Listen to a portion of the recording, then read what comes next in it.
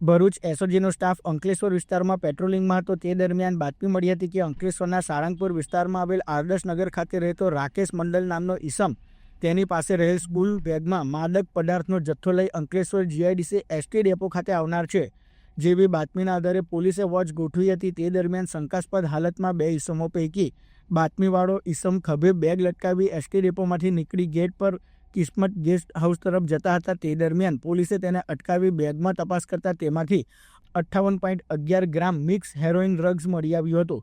પોલીસે મૂળ બિહારના અને હાલ અંકલેશ્વરના સાળંગપુર વિસ્તારમાં આવેલા આદર્શનગરમાં રહેતા રાકેશ મંડલ અને તેને લેવા આવેલ દીપક સિંહને ઝડપી પાડી બંને ઈસમોની પૂછપરછ કરતા આ જથ્થો રાકેશ મંડલ 10 દિવસ પહેલાં પોતાના વતનમાં ગયો હતો અને અંકલેશ્વર પરત આવવાના 2 દિવસ પહેલાં લક્ષ્મણનગર ખાતે રહેતા સંતોષ નામના ઈસમનો ફોન આવ્યો હતો અને તેઓનો મિત્ર રાકેશ તેના વતન ઘરે હેરોઇન ડ્રગ્સ આપી જશે, જે આવશે તો 10,000 રૂપિયા આપશે તેવી કબૂલાત કરી હતી। જ્યારે દીપક કુમાર રાકેશને લેવા માટે ડેપો ખાતે આવ્યો હોવાની કબૂલાત કરી હતી।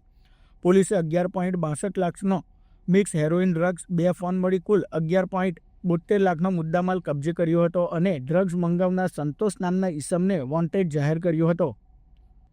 અત્રે ઉલ્લેખનીય છે કે લૂંટ અને પોલીસ પર હુમલા સહિતના ગુનાઓમાં સંડોવાયેલા ગુનેગાર જામીન પર છૂટી ડ્રગ્સ પેડલર બન્યા હતા। ઉત્તર ભારતમાં ભાગલપુર સહિતના વિસ્તારને હેરોઇનનું હબ બનાવી દેવાયું હોવાની માહિતી પોલીસને સાંપડી છે। મોટા નુકસાનથી બચવા નાની માત્રામાં હેરોઇનની ખેપ મારવામાં આવતી હોવાનું પણ પોલીસ તપાસમાં બહાર આવ્યું છે।